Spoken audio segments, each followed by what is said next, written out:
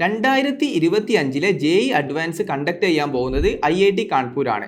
ഏകദേശം 2.5 ലക്ഷത്തോളം, അതായത് ജാനുവരി സെഷനിലെയും ഏപ്രിൽ സെഷനിലെയും ടോപ്പിലെത്തുന്ന 2.5 ലക്ഷത്തോളം JEE ആസ്പിറൻസ് ആയിരിക്കും ഈ കൊല്ലത്തെ JEE അഡ്വാൻസ് എഴുതുന്നുണ്ടാവുക. അപ്പോൾ നമ്മൾ ഇന്ന് ഡിസ്കസ് ചെയ്യുന്നത് ഇനി വരാൻ പോകുന്ന JEE അഡ്വാൻസിന്റെ പേപ്പറിന്റെ ഡിഫിക്കൽറ്റി ലെവലായിരിക്കും.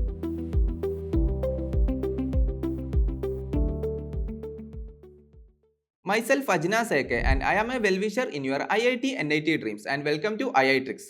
സോ നമ്മൾ ഇന്ന് നോക്കാൻ പോകുന്നത് ഇനി വരാൻ പോകുന്ന JEE അഡ്വാൻസ് പേപ്പറിന്റെ ഡിഫിക്കൽറ്റി ലെവലായിരിക്കും. നമുക്കൊക്കെ അറിയാം IIT കാൺപൂരാണ് ഈ പേപ്പർ ഇനി കണ്ടക്ട് ചെയ്യാൻ പോകുന്നത്.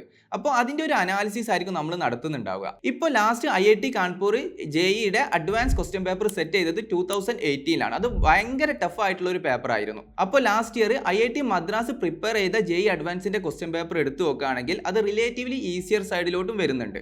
അപ്പോൾ അതൊക്കെ കമ്പയർ ചെയ്തിട്ടായിരിക്കും നമ്മൾ ഇന്ന് പ്രഡിക്ഷൻ നടത്തുന്നുണ്ടാവുക. അപ്പോൾ coming to last years JEE advance question papers 2020 IIT Delhi ആയിരുന്നു പേപ്പർ സെറ്റ് ചെയ്തിട്ടുണ്ടായിരുന്നത്. 2021 IIT ഖരഗ്പൂർ, 22 ആണെങ്കിൽ ബോംബെ, 23 ഗുവാഹട്ടി, 24 അതായത് ലാസ്റ്റ് ഇയർ IIT മദ്രാസ്. അപ്പോൾ ആ ക്വസ്റ്റ്യൻ പേപ്പർ നമ്മൾ നോക്കുകയാണെങ്കിൽ അതൊരു റിലേറ്റീവ്ലി ഈസിയർ ആയിട്ടുള്ളൊരു പേപ്പർ ആയിരുന്നു. അപ്പോൾ ഇതിന് നമുക്ക് മനസ്സിലാവുന്ന ഒരു കാര്യം, ഇതിൻ്റെ ഡിഫിക്കൽറ്റി ലെവൽ റിലേറ്റീവ്ലി കുറഞ്ഞു വരികയായിരുന്നു. നമുക്ക് ഈ പേപ്പർ ഈ ലാസ്റ്റ് 5 ഇയേഴ്സിൻ്റെ ക്വസ്റ്റ്യൻ പേപ്പേഴ്സ് എടുത്ത് നോക്കുകയാണെങ്കിൽ ഇതിൻ്റെ ഡിഫിക്കൽറ്റി ലെവൽ ടഫ് ടു പിന്നെ മോഡറേറ്റ് പിന്നെ ഈസിയർ സൈഡിലോട്ട് വരുന്നത് കാണാം. ഇതിൻ്റെ മെയിൻ റീസൺ എന്ന് പറയുന്നത് പോസ്റ്റ് കോവിഡ് സിനാരിയോ ആയിരുന്നു. പക്ഷേ ഇപ്പോൾ അതല്ല സ്ഥിതി. അപ്പോൾ അതിൻ്റെ ഒക്കെ ബേസിസിലായിരിക്കും നമ്മൾ ഇന്ന് പ്രഡിക്ഷൻ നടത്തുന്നുണ്ടാവുക. പിന്നെ 2025 അതായത് ഇനി വരാൻ പോകുന്ന JEE അഡ്വാൻസ് നേരത്തെ പറഞ്ഞ പോലെ തന്നെ IIT കാൺപൂർ ആയിരിക്കും. അതേസമയം IIT കാൺപൂർ നടത്തിയ 2018 പേപ്പർ ലാസ്റ്റ് ഒരു 20 ഇയേഴ്സ് എടുത്ത് നോക്കുകയാണെങ്കിൽ അതിലെ ടഫസ്റ്റ് ആയിട്ടുള്ള ഒരു പേപ്പർ ആയിരുന്നു IIT കാൺപൂർ 2018 സെറ്റ് ചെയ്തിട്ടുണ്ടായിരുന്നത്. ഇനി നമ്മൾ നോക്കാൻ പോകുന്നത് എന്തുകൊണ്ടാണ് ഒരു JEE ആസ്പിറൻറ്റിന് ആ അഡ്വാൻസ് പേപ്പർ ടഫായിട്ട് തോന്നാനുള്ള ഒരു കാരണം എന്നുള്ളതാണ്. അതിൻ്റെ ബേസിക്കലി അല്ലെങ്കിൽ അതിൻ്റെ പ്രൈമറി റീസൺ എന്ന് പറയുന്നത് ദ വേ യു പ്രിപ്പയർ. അതായത് ഒരു ആസ്പിറൻറ്റ് എങ്ങനെയാണോ JEE അഡ്വാൻസിന്, പെർട്ടിക്കുലർലി ഞാൻ പറയുകയാണ് JEE അഡ്വാൻസിന്, JEE പ്രിപ്പറേഷൻ അല്ല, ബോർഡ് എക്സാമിൻ്റെ പ്രിപ്പറേഷനും അല്ല, പെർട്ടിക്കുലർലി നിങ്ങൾ JEE അഡ്വാൻസിന് എങ്ങനെ പ്രിപ്പയർ ചെയ്യുന്നോ അതിൻ്റെ ബേസിസിലായിരിക്കും നിങ്ങൾ എഴുതാൻ പോകുന്ന JEE അഡ്വാൻസിൻ്റെ ഒരു ടഫ്നെസ് നിങ്ങൾക്ക് ഫീൽ ചെയ്യുന്നുണ്ടാവുക. അത് വളരെ ഇമ്പോർട്ടൻ്റ് ആണ്. അതിൻ്റെ ഒക്കെ ഡിഫറെൻറ്റ് സ്റ്റെപ്സ് നമ്മൾ ഇനി വരുന്ന ഭാഗങ്ങൾ നമ്മൾ നോക്കുന്നുണ്ടാവും. ഇനി നമ്മൾ നോക്കാൻ പോകുന്നത് factors that make JEE advance level questions difficult. അതിൻ്റെ മെയിൻ ആയിട്ടുള്ള കാരണം ഒന്ന് ക്വസ്റ്റ്യൻസിൻ്റെ ലെങ്ത് ആണ്. JEE ക്വസ്റ്റ്യൻസ് എടുത്ത് നോക്കുകയാണെങ്കിൽ 1 or 2 ലൈൻസ് കൊണ്ട് തീരുകയാണെങ്കിൽ ഇവിടെ അഡ്വാൻസിൻ്റെ ക്വസ്റ്റ്യൻസ് ചിലപ്പോൾ 3 or 4 അല്ലെങ്കിൽ പാരഗ്രാഫ് ലെവലിലോട്ടൊക്കെ ക്വസ്റ്റ്യൻസ് പോവാറുണ്ട്. അതാണ് ഒരു കാര്യം. കാരണം ഡിഫറെൻറ്റ് കൺസെപ്റ്റാണ് ഒറ്റ ക്വസ്റ്റ്യനിൽ JEE അഡ്വാൻസ് ക്വസ്റ്റ്യൻ പേപ്പറിൽ ഉണ്ടാവുക. പിന്നെ രണ്ടാമത്തെ കാര്യം കൺസെപ്ച്വൽ ഡെപ്ത് ആണ്. കാരണം ഒരു ക്വസ്റ്റ്യൻ്റെ ബിയോണ്ട് NCERT ലെവലോ അല്ലെങ്കിൽ ബിയോണ്ട് നിങ്ങളുടെ JEE മെയിൻ ലെവലിലോട്ടോ എന്ത് പോകുന്നുണ്ടാവും, ക്വസ്റ്റ്യൻസിൻ്റെ കൺസെപ്ച്വൽ ക്ലാരിറ്റി പോകുന്നുണ്ടാവും. ഇനി മൂന്നാമത്തെ കാര്യം എന്ന് പറയുന്നത് ഡിഫറെൻറ്റ് കൺസെപ്റ്റ് സൈമൾട്ടേനിയസ് ആയിട്ട് ഒരു ക്വസ്റ്റ്യനിൽ തന്നെ അപ്ലൈ ചെയ്യേണ്ടതായിട്ട് വരുന്നുണ്ട്. അതാണ് വേറെ ഒരു കാര്യം. ഇനി coming to fourth point, questions go beyond normal assumptions studied in school. അതായത് നിങ്ങൾ NCERTയിൽ കുറേ അസംഷൻസ് അവർ സെറ്റ് ചെയ്ത് വെച്ചിട്ടാണ് ഓരോ പ്രോബ്ലംസും നിങ്ങളോട് ചെയ്യിപ്പിക്കുന്നുണ്ടാവുക. പക്ഷേ JEE അഡ്വാൻസ് ക്വസ്റ്റ്യൻ പേപ്പറിൽ ഈ ബിയോണ്ട് ദ ഗിവൺ അസംഷൻസ് പോവാറുണ്ടായിരിക്കും. ഇപ്പോൾ എക്സാമ്പിൾ ആയിട്ട് പറയുകയാണെങ്കിൽ ഒരു സ്റ്റോണ് ഒരു പ്രത്യേക ഹൈറ്റിൽ നിന്ന് താഴോട്ട് ഇടുകയാണെങ്കിൽ ആസ് പെർ NCERT അവിടെ എയർ റെസിസ്റ്റൻസ് 0 ആണെങ്കിൽ ചിലപ്പോൾ എന്തായിരിക്കും JEE അഡ്വാൻസ് ക്വസ്റ്റ്യൻ പേപ്പറിൽ ആ എയർ റെസിസ്റ്റൻസും കൂടെ തന്നിട്ടുണ്ടാവും. അപ്പോൾ നമ്മൾ പഠിക്കുന്ന ഫണ്ടമെൻ്റൽസും ബേസിക്സും പ്രോപ്പറായിട്ട് അണ്ടർസ്റ്റാൻഡിങ് ആയാൽ മാത്രം എന്ത് ചെയ്യാൻ പറ്റുള്ളൂ, നമുക്ക് ഇങ്ങനത്തെ കൺസെപ്റ്റ്സ് ഒക്കെ അപ്ലൈ ചെയ്യാൻ പറ്റുന്നുണ്ടാവുള്ളൂ. ഇനി അടുത്ത ഒരു സംഭവമാണ് ഫോർമാറ്റ് ഓഫ് ദി ക്വസ്റ്റ്യൻസ്. ഇതാണ് JEE അഡ്വാൻസിനെ ബാക്കി എല്ലാ എക്സാംസിൽ നിന്നും ഡിഫറൻ്റ് ആയി മാറ്റി നിർത്തുന്നത്. ഇപ്പോൾ എക്സാമ്പിൾ പറയുകയാണെങ്കിൽ ഇൻറ്റീജർ ടൈപ്പ് ക്വസ്റ്റ്യൻസ് ചോദിക്കാറുണ്ട്, പിന്നെ multiple correct answer type questions ചോദിക്കാറുണ്ട്. സാധാ MCQs ഒക്കെ എന്താണ് സിംഗിൾ ആൻസർ ടൈപ്പ് ആണെങ്കിൽ ഇവിടെ മൾട്ടിപ്പിൾ ആൻസേഴ്സ് കറക്റ്റ് ആയിട്ട് വരുന്ന ക്വസ്റ്റ്യൻസ് ഒക്കെ ചോദിക്കാറുണ്ട്. ഇതൊക്കെ ക്വസ്റ്റ്യൻസിൻ്റെ ഡിഫിക്കൽറ്റി ലെവൽ വളരെയധികം കൂട്ടുന്നുണ്ടാവും. അപ്പോൾ ഇനി നമ്മൾ നോക്കുന്നത് ഇനി ഇതൊക്കെ നമുക്ക് എങ്ങനെ ഈവൻ ടഫസ്റ്റ് ക്വസ്റ്റ്യൻ പേപ്പർ ആണ് ഈ IIT കാൺപൂർ സെറ്റ് ചെയ്യുന്നതെങ്കിൽ പോലും ഒരു JEE ആസ്പിറൻറ്റിന് ആ ക്വസ്റ്റ്യൻ പേപ്പർ അവരുടെ മാക്സിമം എഫേർട്ടിലോട്ട് അല്ലെങ്കിൽ മാക്സിമം സിംപ്ലിസിറ്റിയിലോട്ട് കൊണ്ടുവരാനുള്ള കുറച്ച് സ്റ്റെപ്സും കൂടെ നമുക്ക് നോക്കാം. ഇതിൽ ഫസ്റ്റ് പോയിന്റ് എന്ന് പറയുന്നത് get out of JEE main mode of practice. ഇപ്പോൾ JEE മെയിൻ എക്സാമിന് നമ്മൾ പ്രിപ്പയർ ചെയ്യുന്ന സമയത്ത് നമ്മളൊക്കെ നോക്കുന്നുണ്ടാവുക എത്ര ക്വസ്റ്റ്യൻസ് ഇന്ന ചാപ്റ്ററിൽ നിന്ന് ചെയ്തു എന്നായിരിക്കും. പക്ഷേ JEE അഡ്വാൻസിന് അതല്ല വേണ്ടത്, ക്വാളിറ്റി ക്വസ്റ്റ്യൻസ് ആണ് നിങ്ങൾ ചെയ്യേണ്ടത്. അതായത് ചിലപ്പോൾ നിങ്ങളൊരു ദിവസം 10 ക്വസ്റ്റ്യൻസോ അല്ലെങ്കിൽ 5 ക്വസ്റ്റ്യൻസോ ഒക്കെ ചെയ്യുന്നുണ്ടാവുള്ളൂ. പക്ഷെ ആ ചെയ്യുന്ന ക്വസ്റ്റ്യൻസ് എന്തായിരിക്കും, അഡ്വാൻസ് ലെവൽ ക്വാളിറ്റി ഉള്ള ക്വസ്റ്റ്യൻസ് ആയിരിക്കണം. എങ്കിൽ മാത്രമേ നിങ്ങൾക്ക് ഒറിജിനൽ JEE അഡ്വാൻസിന് ആ ക്വസ്റ്റ്യൻ സോൾവ് ചെയ്യാൻ പറ്റുന്നുണ്ടാവുള്ളൂ. കാരണം tackling the question requires lots of practice. അപ്പോൾ ഇവിടെ നോക്കുക, ക്വാണ്ടിറ്റിയേക്കാളും നിങ്ങൾ ഫോക്കസ് ചെയ്യേണ്ടത് എന്താണ്, ക്വാളിറ്റിയാണ്. അതിന് ഏറ്റവും ബെസ്റ്റ് ചോയ്സ് എന്ന് പറയുന്നത് PYQs തന്നെയാണ്. അത് നമ്മൾ നെക്സ്റ്റ് പോയിന്റിൽ നോക്കുന്നുണ്ടാവും. പിന്നെ പ്രത്യേകം ഒരു കാര്യം പറയാനുള്ളത്, ഈ ജാനുവരി സെഷൻ അതായത് 2025 ജാനുവരി സെഷനിൽ നിങ്ങൾക്ക് 97% മാർക്സിലധികം നിങ്ങൾ സ്കോർ ചെയ്യുന്നുണ്ടെങ്കിൽ നിങ്ങൾ മസ്റ്റ് ആയിട്ടും ഇപ്പോൾ തന്നെ എന്ത് ചെയ്യണം, ക്വാളിറ്റി ആയിട്ടുള്ള ക്വസ്റ്റ്യൻസ് അതായത് JEE അഡ്വാൻസ് ലെവലിലോട്ടുള്ള ക്വസ്റ്റ്യൻസ് തന്നെ മാറേണ്ടിയിരിക്കുന്നു. എങ്കിൽ മാത്രമേ നിങ്ങൾക്ക് ഒറിജിനൽ IIT അഡ്വാൻസ് നിങ്ങൾക്ക് ഈസി ആയിട്ട് സോൾവ് ചെയ്യാൻ പറ്റുള്ളൂ. അതായത് നിങ്ങളുടെ ട്രാക്ക് JEE മെയിനിൽ നിന്നും JEE അഡ്വാൻസിലോട്ട് മാറ്റേണ്ടതായിട്ടുണ്ട്. ഇനി നമ്മൾ നോക്കാൻ പോകുന്നത് സെക്കൻഡ് സ്റ്റെപ്പാണ്. അതിലെ സെക്കൻഡ് സ്റ്റെപ്പ് എന്ന് പറയുന്നത് PYQ ബേസ്ഡ് സോൾവിംഗ് ആണ്.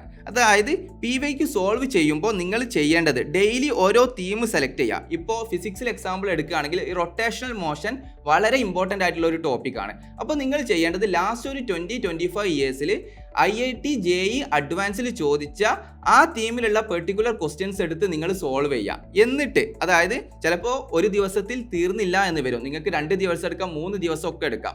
കാരണം ഇതൊരു പ്രിയോറിറ്റി ടോപ്പിക്കാണ്. അപ്പോൾ പ്രിയോറിറ്റി തീംസ് ഐഡൻറ്റിഫൈ ചെയ്തുകൊണ്ട് അതിന് ഇനഫ് നമ്പർ ഓഫ് ഡേയ്സ് ആ ഒരു തീമിൽ കൊടുക്കുക, എന്നിട്ട് അത് ഇരുന്ന് സോൾവ് ചെയ്യുക.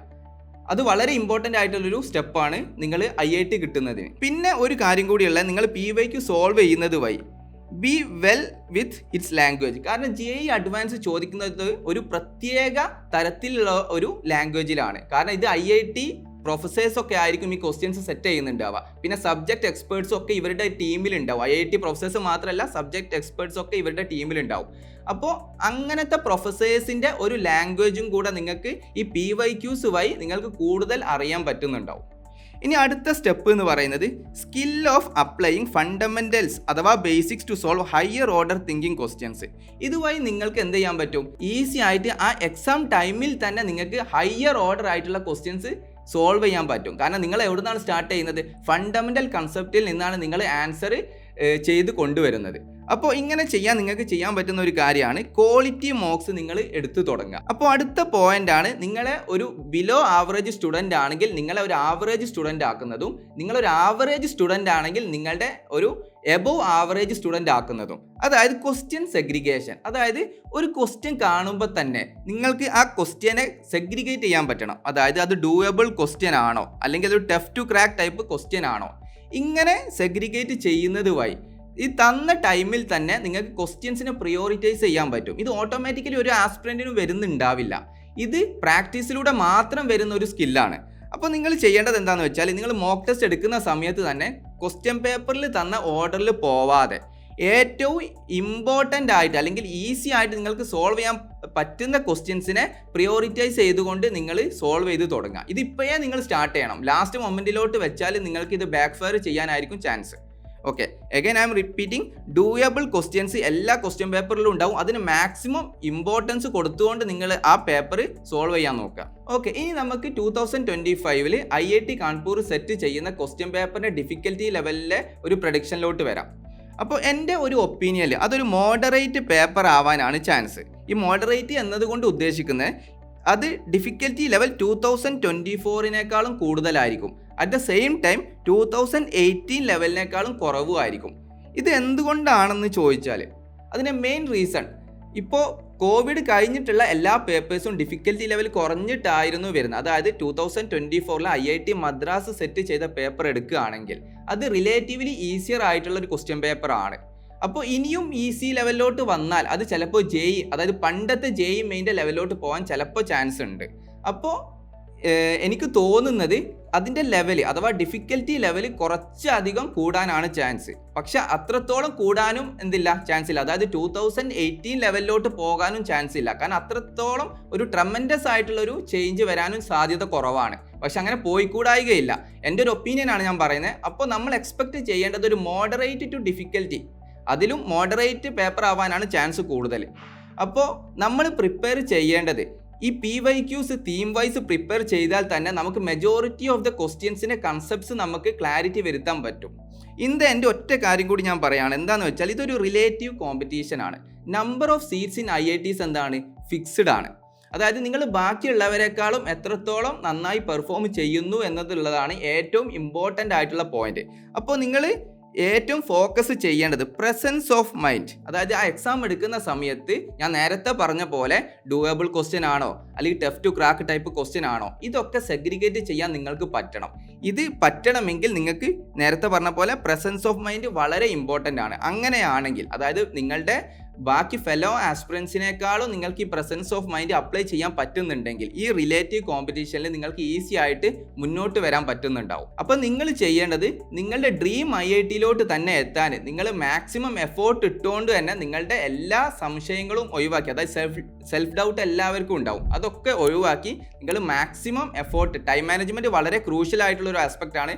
അപ്പോൾ ഇനി വരുന്ന ദിവസങ്ങളിൽ മാക്സിമം എഫോർട്ട് ഇട്ടുകൊണ്ട് തന്നെ നിങ്ങളുടെ പ്രിപ്പറേഷൻ മുന്നോട്ട് കൊണ്ടുപോവുക. അപ്പോൾ ഓൾ ദ ബെസ്റ്റ്.